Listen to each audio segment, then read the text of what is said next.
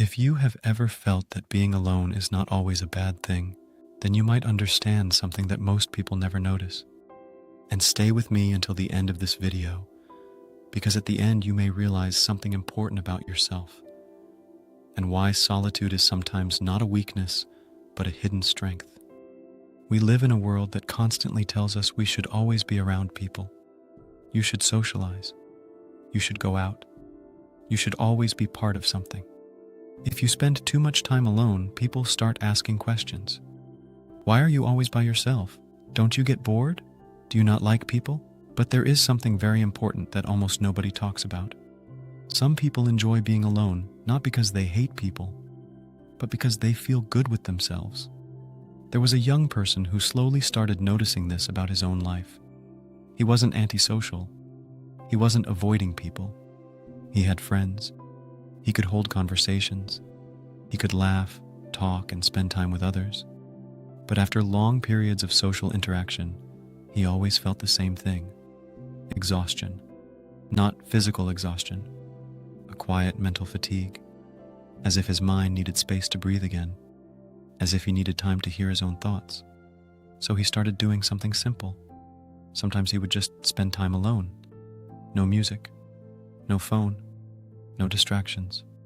Sometimes he would sit by a window. Sometimes he would read a book. Sometimes he would simply watch the city lights appear in the evening. And something interesting began to happen. His mind became clearer. Ideas appeared more easily. Problems that felt overwhelming during the day suddenly became easier to understand. He started noticing a pattern. His best thoughts didn't appear in noise.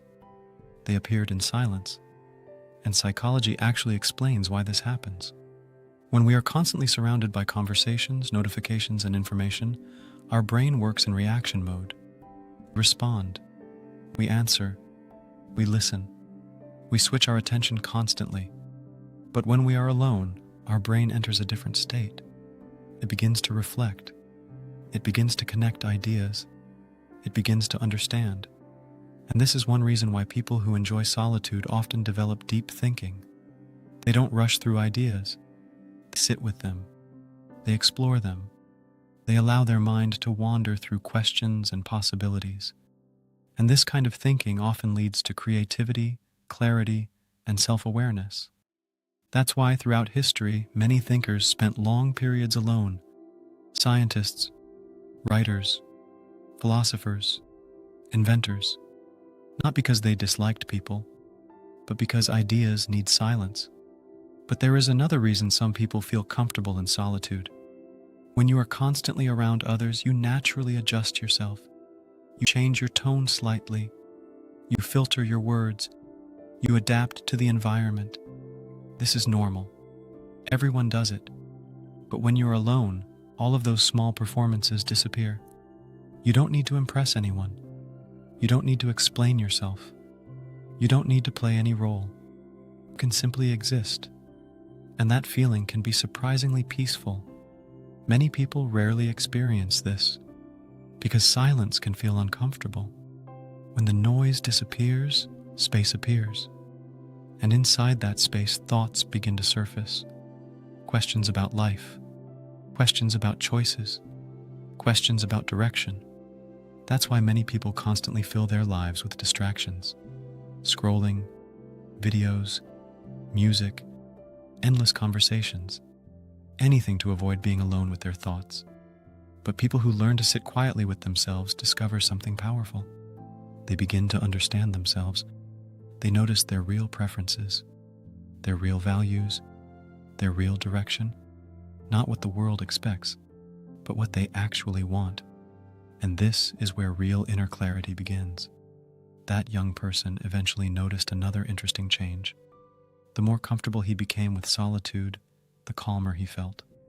Less mental noise, less anxiety, less pressure to constantly prove something. He felt more grounded, more centered, because his attention returned to what truly mattered: his thoughts, his priorities, his life. And when he returned to social situations, something else had changed. He was more relaxed, more confident, more present, because he was no longer trying to escape himself. He had already spent time with himself.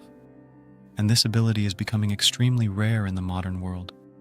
The ability to be alone and still feel complete. This is not isolation. This is not loneliness in a negative sense. This is self-connection.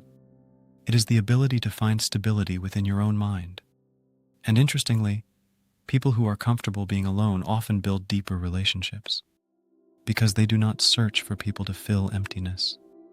They choose people to share life with. And that is a very different thing. They are not afraid of silence. They are not afraid of pauses. They are not afraid of being alone with their own thoughts.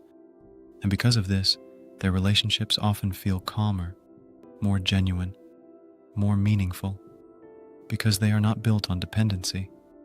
They are built on choice. And here is the most important idea in this entire video. If you sometimes enjoy being alone, if quiet moments help you think more clearly, if solitude feels peaceful instead of frightening, there is nothing wrong with you. In fact, you may have developed something very valuable. The ability to hear yourself, the ability to think deeply, the ability to step away from the constant noise of the world.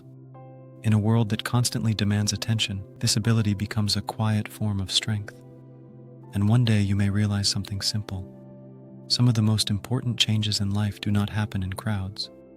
They happen in quiet moments, in a silent room, near a window, with a book, or simply with your own thoughts. Because sometimes, understanding yourself begins in silence.